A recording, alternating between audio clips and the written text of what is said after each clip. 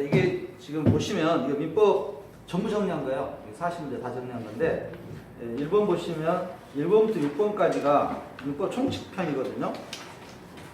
이게 총칙편인데 법률행위, 효력, 요건, 종류, 목적, 그다음에 이쪽에서 103조, 104조, 이중매면 매번 나오는 시험 문제예요. 알고 보면 이게 103조, 104조, 102조가 뭐냐면 반사회 질서의 법률행위, 불공정한 법률이라고 이중매매거든요. 이중매매는 우리 중개신고와 관련되기 때문에 매번 시험에 나오는 겁니다. 근데 이것을 사례가 있어야 돼요. 사례. 그래서 갑을 병해서 사례가 하나를 만들어서 여러분하고 묶어서 이해를 하셔야 절대 안 틀리거든요. 매번 나오는 문제니까. 그래서 이쪽에서 지금 보시면 1번에서 1번 키워드에서 두 문제 나오고, 그 다음 2번에 그 의사표시, 비진이 허시 표시에서 뭐 한 문제씩 나오잖아요. 주로 이제 여기에서는 착오 부분하고 뭐 비진이 표시가 한 문제씩 이렇게 해서 이쪽에서 두 문제 나오고, 그 다음 대리권에서 이제 여러분 복대리라고 많이 들어보셨을 거예요. 대리권. 이쪽에서 두 문제, 그 다음에 그 밑에 보시면 그 복대리, 무권대리, 그 다음 무효 쪽에서 두 문제 이렇게 나오는데 정지 조건과 해제 조건은 2년에 한 번, 3년에 한 번씩 나오거든요. 여러분들 뭐 하나만 외우시면 되는데, 자, 이게 민법 총칙 10문제예요. 그래서 이쪽은 여러분들 밑에 보시면 103조부터 153조까지가 법조항인데, 여러분들 법조항 읽어주셔야 돼요. 이거 법조항을 읽지 않으면은 민법은 여러분 접근하기 어렵습니다. 근데 법조항을 몇 번 읽다 보면 이해가 가요. 그러면 법조항 가지고 판례가 나오고 법조항 가지고 사례가 나오는 거지 법조항 외의 것은 안 나오거든요. 그래서 법조항을 민법은 읽어주셔야 됩니다. 근데 여러분들이 제가 보기 1월달, 2월달 과정에서 1월달 제가 왔으니까 2월달 과정에서 여기 있는 법조항 한 20개밖에 안 되거든요. 30개. 이것만 읽어주셔도 민법이 굉장히 부드러울 거예요. 그리고 민법은 가랑이 나올 수가 없습니다. 근데 이것을 작년에는 공인중개사 시간에 했어요. 1시간. 4시간이니까 1시간 빼서 했는데 여러분들 할 시간이 없어요. 그래서 혹시 빨리 오신다면 제가 해드리겠습니다. 해드리는데 지금 이렇게는 안 되고요. 뭐가 있어요? 법조문 있어야 돼요. 민법. 그래서 민법책 작년 초기 교재 있다든가 올해 미리 사신다든가 법조문이 별도로 불책으로 있거든요. 그걸 가지고 다니면서 읽으셔야 되는데 이거 이렇게 해서 안 돼요. 여기에 103조가 반사회 질서의 법률행위예요. 이게 어떤 내용인지 한번 읽어주시면 두 번, 세 번 읽어보면 쉽게 이해가 가요. 그리고 나서 사례로 접해버리면 굉장히 쉬운데 막 그렇지 않으면 아마 따라가기가 어려울 겁니다. 그래서 이것만이라도 날마다 103조 반사회 질서의 법률행위, 104조 불공정한 법률행위, 107조 진한 의사표시 이런 식으로라도 매번 읽어주셔야 여러분들이 입에 착착 달라붙어서 아 비진 의사표시가 진한 의사표시거든요. 네, 말씀하세요. 그럼 법조문 책을 우리 받은 거에 있나요, 선생님? 다 산 책에는? 민법책이 있다고. 아니 우리 다 산 책에는 없는지. 좀 따로 사야 될 거예요. 아니 우리 지금 몇 권 썼어요, 저? 석권인데 우리는 이제 민법에 대한 그런 그거만 하면 되잖아요. 아니 저희가 다 산 책에가 있는지. 민법에 교재 다 안 사셨잖아요. 전체 다 샀어요. 아 그럼 여기 있어요. 바꿔서. 있어요. 그러면 여러분들 다음 주부터 제가 해드릴게요. 제가 해드리고 이게 법정 다 필요 없거든요. 여기 제가 표시한 거만 이렇게 동그라미 치고 거기 또 별표 치시고 하면 그 조문만 외우시면 돼요. 그 조문은 이것이 민법이 여러분들은 접근하기가 쉬워요. 왜 접근하기 쉬우냐면 젊은 친구들은 사회생활 안 해봤기 때문에 외워야 돼요. 이것을. 근데 우리는 사회생활 해봤잖아요. 경험이 있기 때문에 그게 사회생활에서 이게 아 이게 비진 상대방이 거짓말한 거예요. 한번 해볼까요? 핸드폰 저한테 준다고 해보세요. 안 주죠. 아 그러니까 준다고 해보세요. 뭐 준다고? 네, 이거 준다고. 드릴까요? 아니 준다고 해야지. 너 가져 해봐요. 아, 너 가져. 그래 내가 받았어요. 안 돼? 너 안 줄라 하잖아. 이게 정말이냐 가짜냐 이겁니다. 네? 이게 비신의 사표시거든요. 줄 생각이 없었잖아요. 네. 그렇게 무효예요, 무효 이런 거. 네? 근데 이런 내용을 가지고 배우는 거예요. 그리고 이제 또 이런 것들 제3자 관련 계약 같은 건 여러분 어려워하시는데 우리 둘이 그 채용 관계가 있어요. 제가 사장님한테 그 1,000만 원 드릴 게 있어. 또 여기서 여기다 받을 게 있어. 이해가시죠? 그러면 우리 사회에서 뭐라고 하나요? 내가 돈 달라고 하니까 얘한테 받으라고 하잖아요. 이렇게 주고 이런 내용이에요. 근데 이걸 그냥 책으로 읽어서는 안 되고 법조문에서 한번 읽어보면 쉬워요. 근데 법조문 여기 받으셨다면 갖고 오세요. 그럼 제가 빨리 오신 분 안에서는 20분이라도 하시면 금방 아마 쉽게 따라갈 겁니다. 네, 교수님. 저희가 이제 좀 더 바빠질 거예요. 그러니까요. 해가 길어지면. 저도 알아요. 그래서 말씀드린 거예요. 차라리 저희는 늦게 끝나는 게 더 나아요. 아 늦게 끝나는 게? 예, 예. 아. 지금도 보면은 9시 40분쯤 끝나잖아요. 아니 10시 끝나는데?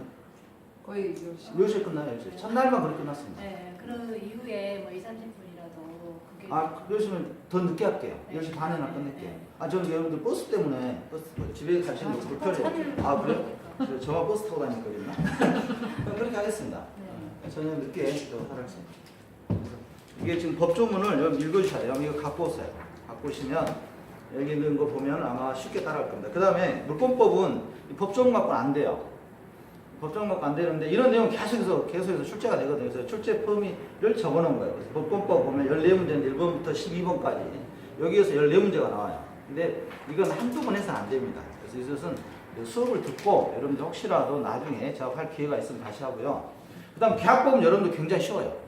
여러분 입장에서 이미 이렇게 실무를 해보셨기 때문에 계약법이 쉽거든요. 그래서 계약법이 10문제예요. 몇 개 대도 안 해요. 지금 법조문만 말당 해놨는데 이게 한 20개도 안 됩니다. 실제로는. 528조부터 여기 보시면 528조부터 한 장 다음 페이지 보시면 653조까지가 있는데요.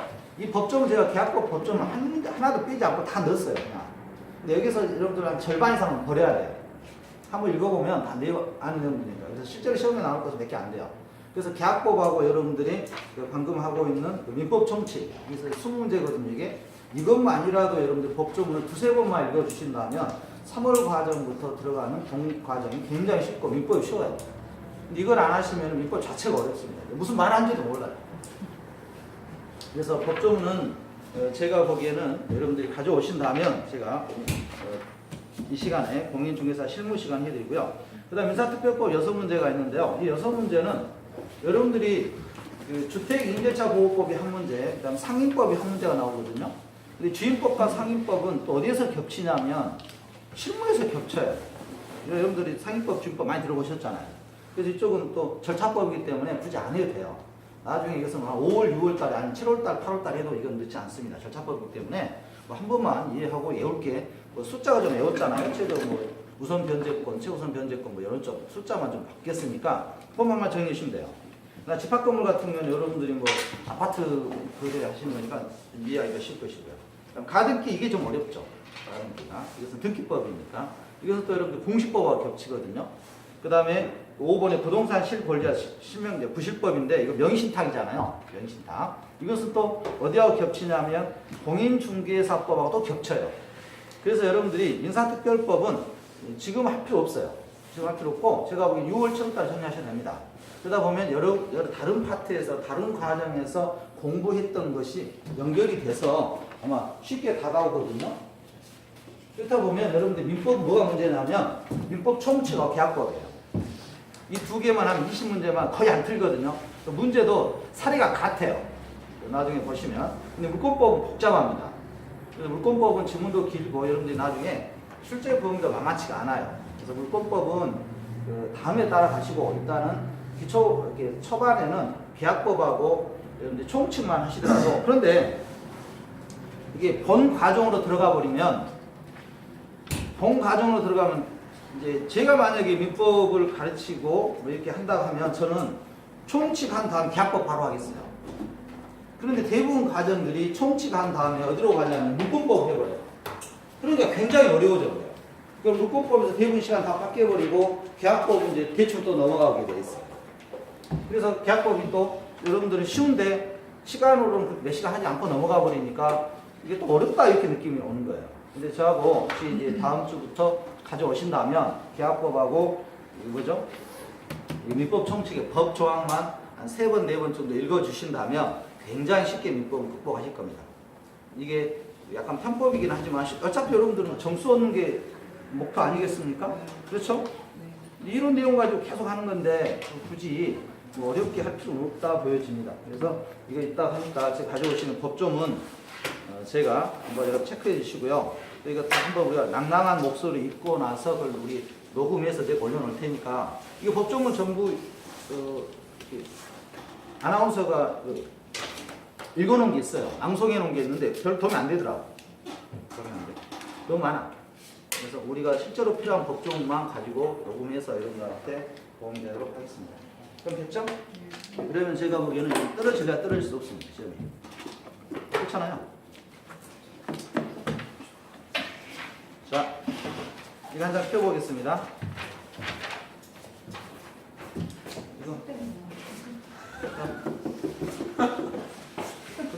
공인중개사법이요. 한 장. 또 빨리 자수하십시오. 잊어버린 사람. 다 가지고 계시네. 대부분 한 분씩 안 가지고 다니시는 분. 안 오시는 것 같구나 이때. 네. 첫날에 그러셨구나. 자 보겠습니다. 또 하죠 뭐. 자 30분 동안 하겠습니다. 1번 그러니까 목적. 그 전문성 제고와 건전 육성 국민경제 이발 이런 표현이 들어갔다 했죠. 정의. 자 이상에 2조인 별표 치시고요. 정의 시험에 빠진 적이 없다 했습니다. 정의. 중개업이라는 것은 의뢰받고 보수받고 업으로 삼는 거라겠고요. 다음에 3조도 별표 쳐야죠. 별표 쳐졌는데? 네? 이거 나왔었어요. 그랬어요? 두 번째 나왔었어요. 두 번째 하셨구나. 그 다음에 2조. 제가 읽고 먼저 여러분 따라 하겠습니다. 그럼 2조 정의. 3조 중개 대상물의 범위. 중개소의 범위. 네. 광공이 있잖아요. 이건 우리 나중에 하죠. 공이 뭐예요, 근데? 나중에 할게요. 제가 될 수 있으면 질문 안 하는 게 아니라요. 안 받는 이유가 한번 빠져드리잖아요. 그럼 시간 허물어버리면 공업재단이에요. 공업재단. 방업재단, 공업재단인데 공이에요. 그래서 이것은 이제 죄송합니다만 수업 시간 외에 해주시면 제가 감사하겠습니다. 그래서 특히 이게 읽을 때는 이게 질문 들어와 버리면 한 시간 가버리거든요. 죄송합니다. 여기 보시면 오늘 할 거예요. 그러니까 오늘 하면서 하나 짚어드릴 거거든요. 이게 공자가 뭐냐면 그 점을 찍어야 되는데 빠진 거죠. 네. 점자가 광이 뭐냐면 공업재단입니다.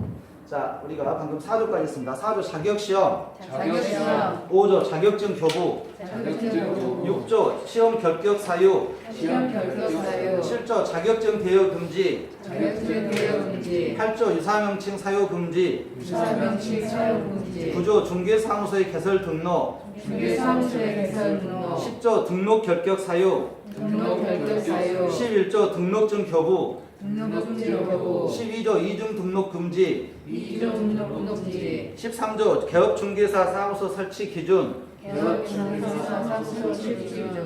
그 옆에 관할구역 안에 한 개 옆에 분사무소 설치 밑줄 치시고요. 분사무소 설치 밑줄 치셔야 됩니다. 분사무소 설치. 14조 개업공인중개사 겸업 제한. 겸업 제한. 그다음 15조 개업공인중개사의 고용인의 신고. 16조 인장의 등록. 17조 중개사무소 등록증의 개시. 18조 명칭. 19조 중개사무소 등록증 대여 등의 금지. 20조 중개사무소의 이전. 21조 휴업 폐업 신고. 21조 간판의 철거. 22조 일반 중개 계약. 23조 전속 중개 계약. 24조 부동산 거래 정보망의 지정 및 이용. 25조 중개 대상물의 확인 설명. 26조 거래 계약서 작성. 29조 기본 윤리. 30조 손해배상 책임의 보장. 31조 계약금 등의 반환 채무 이행의 보장. 32조 중개보수. 33조 금지행위. 34조 개업공인중개사의 교육. 35조 자격의 취소. 36조 자격의 정지. 37조 감독상의 명령. 38조 절대적 등록의 취소. 39조 업무의 정지. 40조 행정제재 처분 효과의 승계. 41조 협회의 설립. 42조 공제사업. 45조 업무 위탁. 46조 포상금. 47조 수수료. 48조 벌칙 3-2. 49조 벌칙.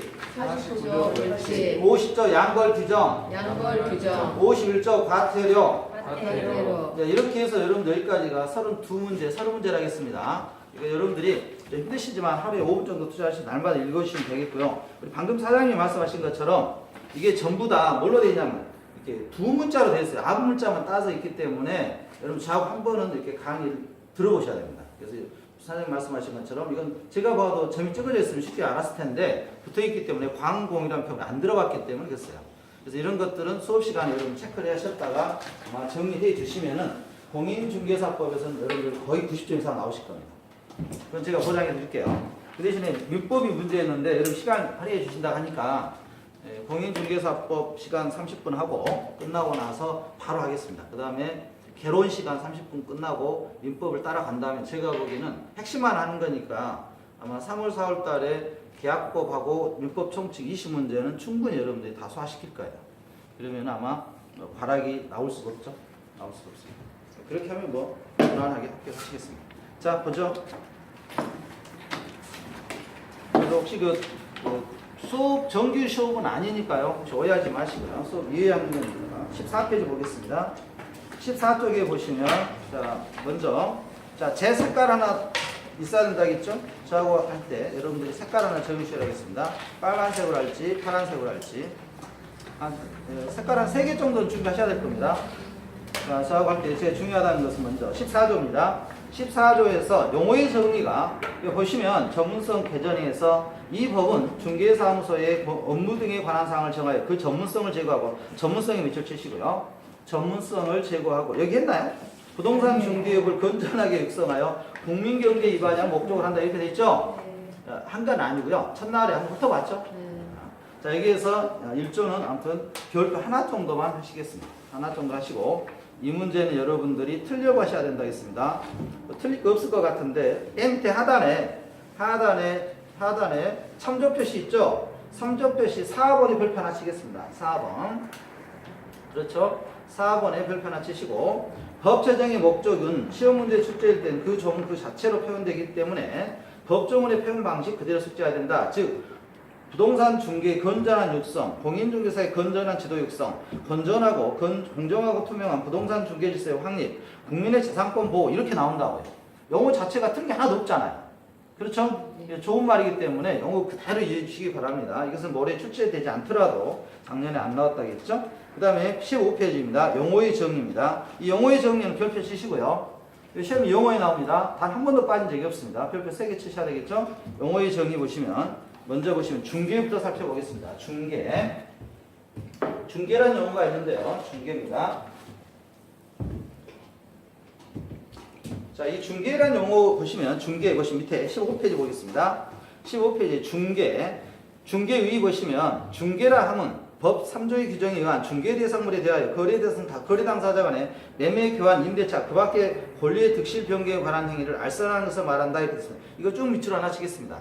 쭉 하나 밑으로 치시고요. 중개라 함은 거래 당사자 간의 매매 동그라미, 교환 동그라미, 임대차 동그라미 중요한 건 이거예요. 그 밖의 권리의 득실 변경 밑줄 별표. 이 권리와 관련돼서도 여러분들이 알선 대상이다 이겁니다. 중개 대상. 중개라는 게 뭡니까? 중개라는 것은 갑과 을 사이에서 여러분 끼어드는 거죠? 이 끼어드는 행위를 우리가 뭐라고 합니까? 중개라고 합니다. 중개. 끼어드는 행위. 당사자끼리 나도 잘 알 텐데 그렇지 않고 중간에 여러분들이 공인중개사가 끼어든다 이런 개념입니다. 중개라고 보시면 되겠습니다. 중개. 그래서 어떤 걸 끼어드느냐? 방금 말씀하신 것처럼 여기 보시면 매매, 교환, 임대차 그 밖에 권리득실 변경인데요. 자 1번입니다. 방가로 1번 제3조의 규정에 의한 중개대상물에 이게 별표 하나 치시고요. 중개대상물을 먼저 보겠습니다. 중개대상물도 시험에 영원히 나올 겁니다. 중개대상물의 범위가 자 25쪽 가겠습니다. 25쪽 자 25페이지에 먼저 가시면 자 중개대상물입니다. 중개대상물의 범위에 별표 치시고요.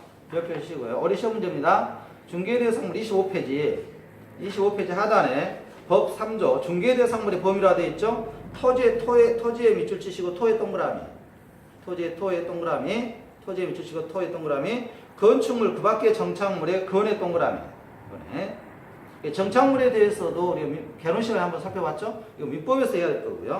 그 다음에 토건 입광공인데요. 1번 보시면 시행령에 보시면 임목에 관한 법률에 따른 임목 입의 동그라미 임목입니다. 나무죠 나무 임목에 관한 법률에 따른 임목도 여러분 중개 대상물이고요. 그 다음에 2번에 공장입니다. 공장. 그 다음에 공장 및 광업재단 저당법에 따른 공장재단 및 광업재단, 그래서 우리가 토건, 입광공 이렇게 외워놨던 겁니다. 토건, 입광공에 대해서는 여러분들이 중개 대상물이고요. 자, 이거에 대해서는 여러분들이 중개 대상물인데, 토건, 입광공에 대해서 중개 대상물인데, 여러분들께서 여기서 이제 권리에 관련돼서도 중개 대상물이라는 것이 하나 중요한 포인트로 오는 거죠. 15쪽에 가겠습니다. 15쪽. 중개를 하면 다시 한번 정의하겠습니다. 매매 교환 임대차 그 밖의 권리 득실 변경에 관한 행위를 알선하는 것을 중개라 하겠고요. 자, 한 장 넘겨 보겠습니다. 한 장 넘겨 보시면 자, 동그라미 2번에 부동산의 여러 가지 권리입니다. 토지에 대한 지상권, 지역권, 토지 건물에 대한 전세권, 저당권, 여기에 득실과 변경에 관한 행위를 알선하는 것도 중개에 해당된다. 이거 하나 밑줄 치시고요. 일단 쳐주세요. 동그라미 2번. 여러분들 전세권 하시잖아요. 그 다음에 저당권도 하시고요. 저당권 한 경우는 참 드물죠. 그다음 중개행위의 성격이 있는데 이건 알 필요는 없습니다. 뭐 독자적인 행위고 사실행위고 상행위고 뭐 이게 시험에 출제될 리는 없습니다. 그다음 17페이지에 보시면 중개의 종류가 있는데요. 이것도 이런 게 있다 정도만 하시면 되겠습니다. 민사중개고, 상사중개고, 쌍방중개고요. 일방중개도 가능하고요. 그 다음에 개업공인중개사의 관여정부에 따라서 전시중개가 있고 참여중개가 있는데 이게 뭐다 알 필요 없어요. 이게 일본식 용어이기 때문에 좀 복잡한 겁니다. 외울 필요 없습니다. 그 다음에 중개행위 법적 근거에 따라서 공인중개, 그 다음에 사중개인데 우리나라는 공인중개를 따르고 있죠. 그러니까 법에 따라서 중개를 하고 있고요. 단독중개냐, 공동중개냐, 국내중개냐, 국제중개냐 있고요. 우리나라에서는 국내중개만 인정하죠. 국제중개는 인정하지 않습니다. 그 다음 19페이지 가시면 중개 대상의 권리가 올해 시험 문제로 한 문제 나올 겁니다. 별표 하나 쳐놓으시고요. 이게 판례 문제이기 때문에 시험에 출제하는 겁니다. 반드시 출제합니다. 중개 대상의 권리. 자, 먼저 보시면 중개 대상의 권리는 소유권에 밑줄 칩니다. 소유권. 부동산에 대한 매매 행위나 교환 등 소유권의 득실 변경 행위는 이 법상의 개업공인중개사만이 직업적으로 수행할 수 있는 중개 대상의 권리에 해당된다 그랬죠. 그래서 여러분들만 할 수 있는 겁니다.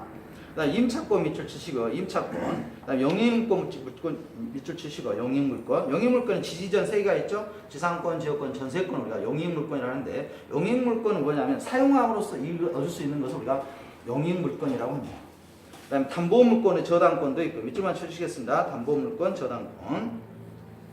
그다음 5번에 가등기 담보권도 밑줄 치시고요. 가등기 담보권도 중개 대상물이고요. 그다음 6번에 유치권 이전도 대상인데 유치권은 별표 하나 쳐놓습니다. 유치권 성립에 대해서는 여러분들이 관여할 수가 없어요. 그러니까 이미 성립된 거에 대해서는 가능합니다. 이거 헷갈리니까 일단 체크만 하세요. 체크만 하시고요. 그 다음 7번도 별표 하나 쳐놓으시고 밑줄 쳐놓고 체크만 하세요. 7번 등기된 환매권의 이전입니다. 등기된 환매권의 이전도 여러분들이 중개 대상물인데 환매권에 관여할 수는 없어요. 환매에 관련돼서 혹시 환매가 뭡니까? 환매. 그렇습니다. 대파하는 겁니다. 대파하는 거. 혹시 여러분들 채권 중에 RP라고 들어보셨습니까? RP? 판매 조건부 채권. 네, 채권에 보면 RP라는 게 있어요. RP. 이 RP가 판매 조건부 채권입니다. 이게 어떤 개념이냐면, 자, 증권사가 있고요. 그 다음에 개인이 있습니다. 투자자가 있는데, 투자자가 증권사에 가서 채권을 매입을 했어요. 뭐 1억을 매입했다고 할까요? 1억을 매입하게 되면, 채권을 매입했으니까 이자를 받고 있겠죠? 그런데 이제 개인 입장에, 투자자 입장에서 다시 목돈이 필요한 거예요. 1억이 필요한 거면 다시. 그러면 이 채권을, 이 사람들 채권을 갖고 있잖아요. 이 채권을 팔아야 되거든요. 상대방을 만나서. 근데 우리나라 채권 시장에 개인이 만나기는 힘들어요. 그래서 처음에 증권사에서 이 개인 투자자한테 이야기를 하는 겁니다. 어떻게 이야기하냐면 우리 회사가 너희한테 채권을 팔 테니까 다시 너가 팔 때 우리 회사가 사줄게 이렇게 하는 거예요. 이게 뭐냐면 판매예요. 판매. 그러니까 여러분들 이 판매권이라는 것은 뭐냐면 갑과 을이 갑의 소유 부동산을 가지고 있을 겁니다. 이 갑이 이 소유 부동산에 대해서 굉장히 아까워해요. 1억 애지중지하고 있는데 피치모달 사정으로 팔할 수도 있겠잖아요. 피치모달 사정으로 매매가 이루어질 경우가 있어요. 매매가. 그때 을한테 이렇게 요청하는 거예요. 을아, 내가 이 아까운 물건 너한테 팔 테니까 너가 다시 팔 때는 나한테 다시 팔아다오 이렇게 하는 거예요. 이걸 처음부터 계약을 하고 들어가는 겁니다. 이게 환매권이에요. 근데 여기에는 끼어들 수 없어요. 이 환매에 관련돼서는 당사자들의 문제이기 때문에 여러분들 중개 대상물이 안 됩니다. 그런데 어떤 등기부를 봤더니 등기부가 환매된 부동산이 있던 거죠. 이 환매되어 있는 환매를 조건으로 붙어 있는 부동산이 있는 거예요. 이건 여러분이 끼어들 수가 있습니다. 그래서 환매의 성립, 환매 성립에는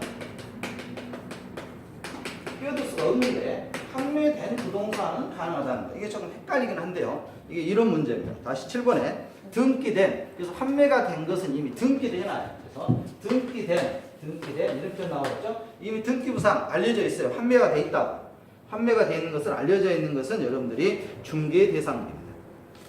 자, 등기된 환매권이 이전에 부동산 환매권은 매매 계약과 동시에 발생하므로 환매권의 발생 및 행사에는 성격상 중개가 개입되기 어렵다. 밑줄 치고 체크하시기 바랍니다. 시험 문제에서 꼭 기억하셔야 돼요. 환매권의 성립 이렇게 나면 틀려요. 그러나 등기된 환매권의 이전에 대해서는 여러분들이 개입합니다. 이게 시험 문제예요. 어뢰 나오면 어렵습니다. 그다음 등기된 환매권은 이전이 가능하고 이 경우에는 중개 대상의 권리에 해당된다. 이 밑줄 치고요. 그래서 등기된 환매권은 여러분들이 권리 대상이라는 거, 중개 대상이라는 걸 주의합니다. 환매 계약을 할 때 당사자 사이에 끼어들 수 있다고 없다고요? 없다고요. 그러니까 이미 환매된 부동산에는 끼어들 수 있어요. 이렇게. 자, 8번입니다. 법정 이상권의 이전에 밑줄 칩니다. 법정지상권의 성립에는 또 끼어들 수 없어요. 법정지상권의 성립에는 끼어들 수가 없는데 이미 법정지상권이 성립된 물건에는 끼어들 수가 있습니다. 법정지상권이 뭡니까? 법정지상권. 혹시 어제 기억하십니까? 이게 이거 땅속으로 못 다니고 날아서 못 다니잖아요. 간섭적으로 다니고 있으면 땅이 딱 있잖아요. 도로. 이걸 법정지상권이라고 해요. 법정지상권. 그래서 이 법정지상권은 처음에는 맨디 같은 경우는 땅이 없어요. 원래는 도로가 없잖아요. 도로 없으니까 이 땅에 다닐 수가 없어요. 그런데 오랜 기간 동안에 관습적으로 이 길을 사용했어요. 이걸 인정해 주는 거예요. 법에서. 이걸 법정지상권이라고 합니다. 법정지상권. 그래서 이 법정지상권 성립할 때는 끼어들 수 없습니다. 그러나 법정지상권이 성립되어 있는 것에 대해서는 끼어들 수 있다 이거죠. 자, 그 다음 20페이지 가보겠습니다. 중개 대상이 아닌 권리 보시면 집권, 점유권 밑줄만 치겠습니다. 그 다음에 3번에 별표 칩니다. 유치권의 성립. 그래서 유치권의 성립과 동그라미 3번에 유치권의 성립과 앞에서 봤던 유치권이 이전하고는 달라요. 유치권이 성립된 걸 이후에 나오는 게 이전. 그 다음 유치권이 끼어들 땐 끼어들 수 없고요. 그 다음 법정지상권의 성립에도 여러분 끼어들 수 없습니다. 법정지상권의 성립 밑줄 치시고요. 그래서 3번, 4번, 5번에 밑줄 치시고 분묘기지권도 여러분들이 끼어들 수 없습니다. 분묘기지권도 중개대상물이 아니에요. 분묘기지권이 뭡니까? 전라 사투리로? 그렇지, 묘죠. 묘동 쓸 수 있는 거. 이거 분묘기지권이라고 하죠. 그 다음에 6번에 법률의 규정에 의한 부동산 권리의 변동도 여러분들이 끼어들 수 없습니다. 밑줄 칩니다. 법률의 규정에 의한 부동산 권리의 변동. 가장 대표적인 게 상속이라든가 경매라든가 이런 끼어들 수 없잖아요. 법에서 하는 거니까. 상속, 판결, 수용, 징발 등은 끼어들 수가 없습니다. 그러나 이미 상속된 재산에는요. 개입할 수 있죠? 상속에는 끼어들 수 없습니다. 근데 어떤 게 끼어들 수 있다고요? 상속된 재산, 상속된 부동산이 끼어들 수 있습니다. 그래서 이 권리가 좀 복잡한데요. 이 권리하고 관련돼서 우리 시험 문제 하나 나올 겁니다. 중개대상물에서 권리의 성립에는 여러분들이 끼어들 수 없다. 이렇게 보시면 되겠고요. 이미 성립 이후 성립된 권리에는 끼어들 수 있다 보시면 되겠어요. 그래서 전이냐 후냐를 살펴주셔야 됩니다. 전이냐 후냐. 전에는 끼어들 수 없고 후에는 끼어들 수 있다고 보시면 되겠어요. 자, 그 다음에 21페이지 보겠습니다. 중개업입니다. 예, 중개 있고요. 중개업입니다. 중개업이 어떤 의미냐 이거죠. 중개업은 먼저 보시면 중개입니다. 중개업은 세 가지 조건이 만족이 돼야 돼요. 첫 번째, 가구라는 사람한테 의뢰를 받아야 돼요. 의뢰를 받고 그 다음에 가구하고 을로부터 누가 됐든 상관이 없지만 보수를 받아야 돼요. 보수를 받고 그 다음에 직업으로 삼아야 돼요. 이게 중개업이에요. 중개와 중개업은 다릅니다. 중개는 알선하는 행위고 중개는 말 그대로 알선만 아니라 중간에 끼어드는 것이고 이걸 직업으로 삼는데 직업으로 삼기 위해서는 의뢰를 받아야 되고 보수를 받아야 되겠다 이겁니다. 그래서 의보 세 가지가 만족이 되어야만 중개업이라고 합니다. 자 21쪽 가겠습니다. 먼저 밑줄 칩니다. 다른 사람의 의뢰가 있을 것. 의뢰 동그라미 21페이지 맨 상단에 있죠. 의뢰 동그라미 칩니다. 의뢰 다른 사람의 의뢰가 있을 것. 방가로 1번 있잖아요. 방가로 1번. 방가로 1번에 의뢰 있다면 밑줄 치시고요. 그 다음에 방가로 2번에 일정한 보수를 받을 것. 보수의 동그라미 칩니다. 보수를 받을 것. 돈을 받고요. 보수 받아야 됩니다. 그래서 여러분들이 이 보수에 관련된 계산 문제가 한 문제 출제하죠. 보수, 수수료. 보수는 누가 정합니까? 수수료는? 누가 정해요? 조례에서 정하죠. 누가 정한다고요? 조례. 그래서 앞으로 우리는 그 공인중개사법은 조례가 많이 나옵니다. 조례가. 순천 조례동 있죠? 그 조례. 네, 그 조례 맞습니다. 그 조례.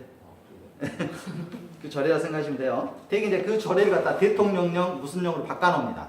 조례로 정합니다. 3번에 중개는 뭘로 해요? 업으로 해야 되고요. 업 동그라미 칩니다. 이게 이제 우리 그 판례 문제가 하나 있는데요. 자, 문제에서 업이라겠죠? 업은 계속적 반복적으로 해야 됩니다. 계속적 반복적. 그래서 우연하게 한 번 하는 것은 아니에요. 우연하게 거래를 성사시킨 것은 중개업으로 보지 않습니다. 이게 판례예요. 그래서 2번에 보시면 1번 볼까요? 동그라미 1번 중개를 업으로 해당한다 하면 중개를 직업적으로 행하는 것을 말한다. 어떠한 행위를 직업적으로 행한다는 것은 해석상 불특정 다수인을 대상으로 계속적 반복적 밑줄 칩니다. 계속적 반복적 영리를 목적으로 해야 돼요. 영리를. 그 다음에 2번에 그러므로 특정한 소수인만을 대상으로 하거나 계속적 반복적이 아닌 일시적으로 우연한 밑줄 칩니다. 일시적으로 우연히 일회 중개 밑줄 치고 우연히의 동그라미 별표 칩니다. 여러분 시험 이 질문이 들어가면 이건 뭐가 아니다고요? 중개업이 아닙니다. 중개업. 이게 판례 문제이기 때문에 자주 나왔습니다. 우리가 판례가 공인중개사법에서 몇 개 안 나와요. 그 중에 하나입니다. 이게 판례와 관련돼서 우연히 중개한 것은 중개가 아니다. 누가 꺼지는 거죠? 배 아팠나 보죠? 그 사람 스스로. 네? 그죠? 여러분들이 그런 경우 없나요? 자, 우연히 일회 중개를 한 경우에는 중개를 업으로 행한 것으로 볼 수 없대요. 판례예요.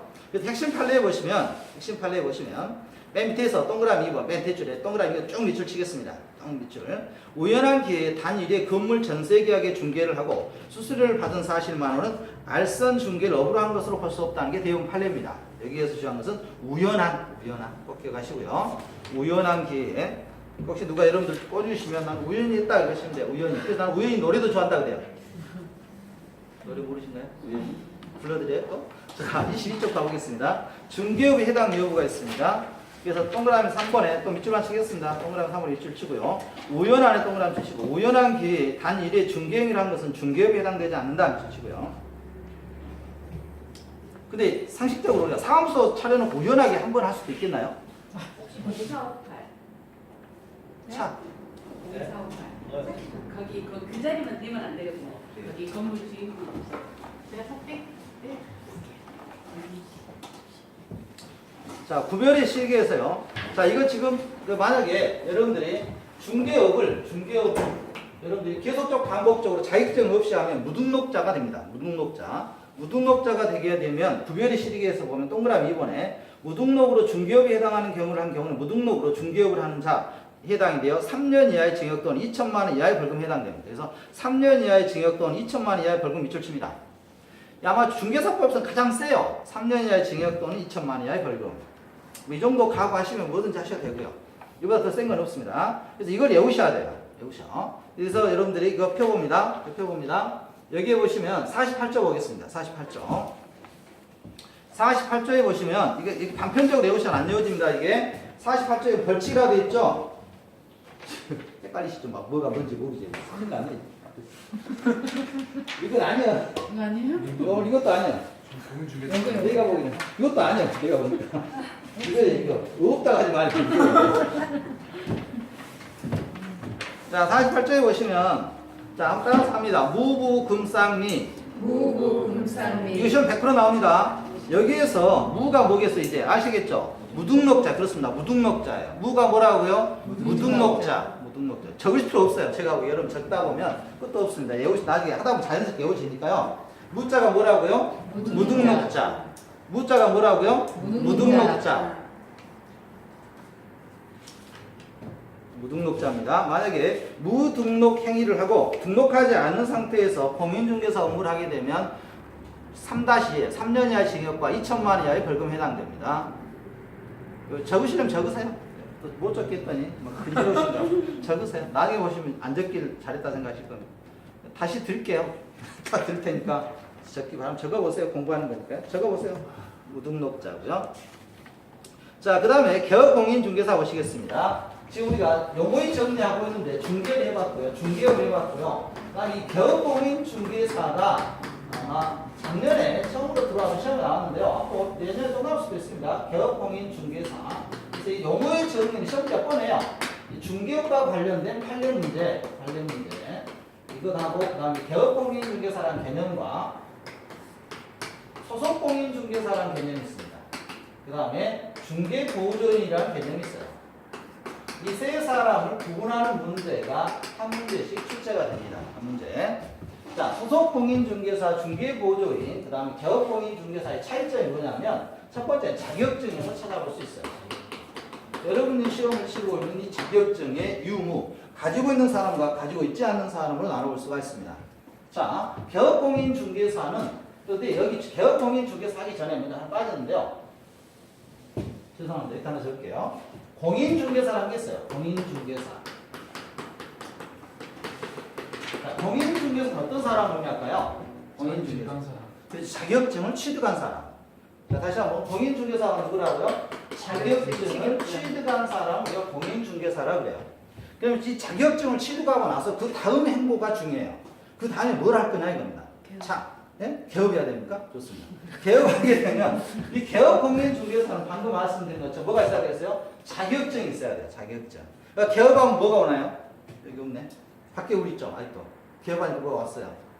그렇죠. 화분이 오잖아요. 화분이 오는 데는 뭐가 와 있어요? 개업한 사람. 개업한 사람. 그래서 이 사람들은 등록을 해야 됩니다. 등록. 뭘 해야 돼요? 등록. 개설 등록. 일단은 중요한 것은 개업공인중개사는 자격증을 취득한 중에서 개설 등록을 해야 된다 이겁니다. 등록. 이 두 가지 조건이 충족이 돼야 됩니다. 이 사람이 누구예요? 개업공인중개사예요. 개업공인. 좀 보시겠습니다. 23쪽에 보시면 자, 먼저 개업공인중개사는 세 사람이 할 수가 있습니다. 세 사람이 할 수가 있는데 첫 번째 법인이 할 수가 있어요. 누가 할 수 있다고요? 법인. 그 다음에 개인이 할 수 있어요. 이걸 우리가 개업공인중개사라고 하고요. 그 다음에 누가 있냐면 여러분들 주위에 혹시 순천에 있는지 모르겠는데요. 예전부터 이 법 시행하기 전에 공인중개사법 시행하기 전에 공인중개사를 했던 분이 있습니다. 예전에 복덕방이라 했던 분들. 그래서 복덕방 했던 분들은 기존에 했었기 때문에 새 법이 나오면서 그들 인정해 줬어요. 인정. 그래서 아마 순천에도 계실 겁니다. 70대 이상 되신 분들. 왜냐면 이게 83년인가 뭐 82년까지 일일 시험이었잖아요. 그래서 그 당시에 하셨던 걸 우리가 부칙상 6-2라고 해요. 그래서 이분들이 지금 개업공인중개사로 활동하고 있습니다. 그래서 이분들은 한 번 정도는 뭘 받아봤겠어요? 개업에 뭘 받아봐요? 화분 받아봤다 이겁니다. 한 번 정도. 한 번 정도 받아봤어요. 근데 이분은 언제 받아봤어요? 진짜 오래됐을 거 아니에요? 80년대 받아봤고 27년도, 30년도 넘었겠죠? 이분은 이제 화분이 좀 많이 들어왔겠죠? 법인이니까 아무래도. 그다음 이분은 G사람들이 들어왔겠죠? 그래서 이런 화분 가지고 등록이 있고. 그래서 보시겠습니다. 개업공인은 종별의 부분인데 법인은 개업공인사 밑줄 칩니다. 밑줄 치고요. 중개업 등을 영위할 목적으로 상법상 회사에 밑줄 치고 별표 칩니다. 상법상 회사.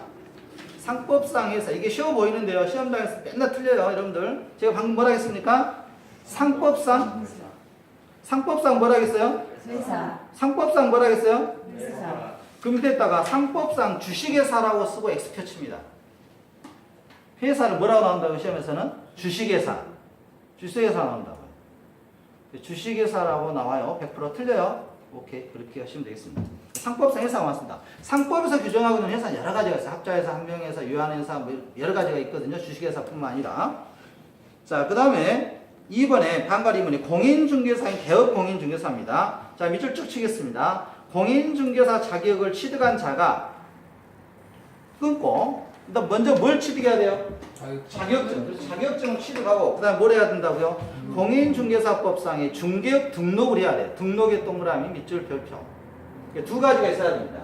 자격증을 취득하고 등록을 한 사람이 우리가 개업공인중개사라고 해요. 근데 등록하는 사람 세 사람 있는 거죠? 개업공인중개사 법인도 할 수 있고 여러분들 개업공인중개사도 6-2 부칙상 6-2도 할 수가 있습니다. 그래서 반가로 3번에 부칙상의 개업공인중개사 밑줄만 칩니다. 중개이라 그러는데요. 이 사람은 공인중개사라고 사용하면 안 돼요. 이름 명칭을. 부칙상은 여러분 시험 잘 안 나옵니다. 안 나오는데 동그라미 2번에 이런 말 있죠. 이는 소위 복덕방 시절부터 지금까지 계속 중개업을 해던 기득권자 이 사람들 우리가 부칙상 개업공인중개사라고 합니다. 6-2라고 하고요. 6-2에서 규정하고 있거든요. 저희 법에서. 자 다시 한번 정리하죠. 자 공인중개사 누굴 말하고요? 네? 공인중개사는 뭐라고요? 자격증을 취득한 자. 자격증을 취득한 자. 개업공인중개사 누구라고요? 자격증을 취득하고 또한 등록한 자. 이런 표현 맞을까요? 여러분 시험 좀 풀어볼까요? 그러면 바로 여러분이 해도 틀리더라고요. 자 어디로 가시면 38쪽 가봅니다. 38쪽에 2번 문제 아직 4번 5번 안 했는데요. 1, 2, 3번만 풀어보겠습니다. 1, 2, 3번만. 38쪽에 1, 2, 3, 2번에 1, 2, 3번 지문만 풀어보시고 혹시 답 찾아낼 수 있는지 속아봐야 됩니다. 많이.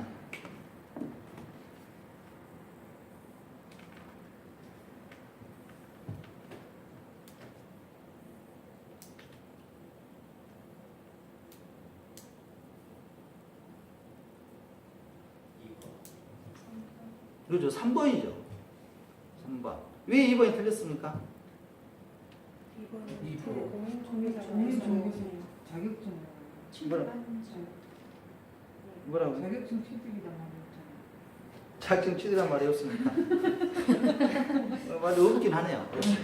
그럼 3번은 맞죠? 중개업 뭐가 세 가지 조건이 있어야 한다겠죠? 의뢰받고 보수받고 업무해야 한다겠죠? 2번 왜 틀렸냐면 개업공인중개사는 이 법이에요. 중개사무소 개설 등록을 한 자예요. 한 자. 공인중개사가 아니고 이해 가셨죠? 그렇죠. 말장난. 중개사가 아니고 한 자. 그렇습니다. 우리 사장님 말씀처럼 공인중개사법 말 그대로 이해하셔야 돼. 여러분 생각으로 해버리면 진짜 점수가 안 나와. 그래서 여러분 생각으로 하게 되면 60점대가 나와. 근데 법조문 그대로 읽으시게 되면 이제 90점대가 나옵니다. 방금 이해 가시죠? 방금 공인중개 개업공인중개사 뭐라 했어요? 자격증을 취득한 자 중에 등록한 자라 했잖아요. 등록한 자. 근데 등록한 자가 이 세 사람이잖아요, 지금. 그죠? 근데 이 사람은 6-1 공인중개사 자격증 있어요, 없어요? 없잖아요. 없어. 그래서 공인중개사 하면 안 된다 이겁니다. 이 사람 공인중개사 자격증이 없잖아요.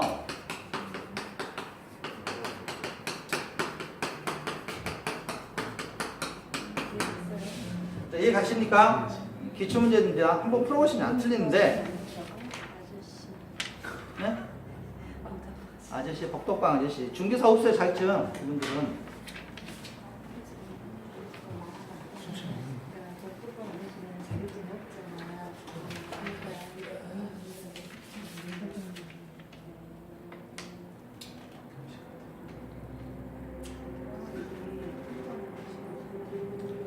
자, 528쪽. 아니, 이따 풀어보겠습니다. 자, 그럼 잠깐 쉬었다가 나머지 하도록 하겠습니다. 그래서 한번 풀어본 이유가 법 좀 그대로 이해하시기 바랍니다. 특이한 시험이 뭐죠?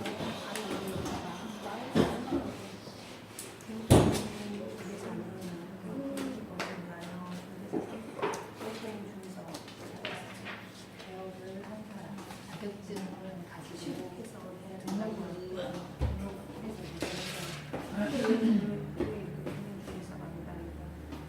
복도방 아저씨는 아니 잠깐 알았어. 그러니까 1-2 복덕방 아저씨가 개업공인중개사에 해당이 안 된다 이 말이야. 해당은 되는데 개업 공인중개사인데 여기에 보면 끝에 공인중개사를 말한다 그랬잖아. 복도방 주인은 자격증이 없기 때문에 공인중개사라고 말은 할 수가 없는 거지. 그럼 개업공인중개사에도 포함이 되잖아. 복도방 주인은 공인중개사 사용이란 말을 하면 안 된다는 거지. 중개 중개인이지 중개인. 그러니까 여기에는 마지막 개업공인 말씀 중개사에는 자격증을 말도 가진 안 중개사고 되는 중개인을 포함하는 말이지. 개업공인 중개사란 말이야. 꼼꼼하게 잘 읽어야 돼. 이 세 명에는 세 명이 다 들어가 있는 거 아니잖아 지금. 그렇지.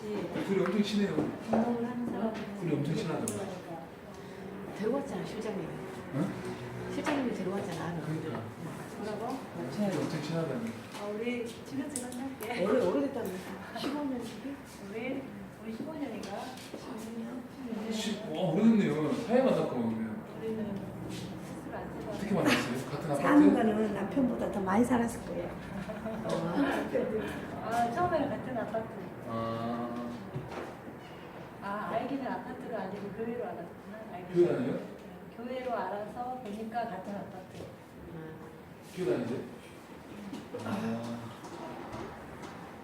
안 다니고 네. 잘 나오게 보이려고. 아니, 그게 아니고. 저도 교회 다녀요. 어디 교회? 다 하셨어요. 맞다. 미안해요. 안 물어보고 물어봤어. 아유, 자동 반사적으로 나와가지고. 수업 누구 다녀요? 안 물어보는 거 좋아. 저 교회 다녀요. 집안은 그때 기독교인데. 우리 집에서 우리 아버지하고 저만 다녀요. 가자 말자. 예전에 우리 근처에서 만난 우리 공무사님이 그 교회 대보라 했어, 진짜. 아 육천에서 만났어요 언제? 언제 한번 만났어요? 실장님 그 집보러 응. 내려본다고 할 때 응. 한번 만났는데 아 그래요? 토요일 아는 사람들이 저분도 교회 데리고 하려고 그러는데 우리는 그 이야기 말하잖아. 18분이잖아. 그게 교회 대본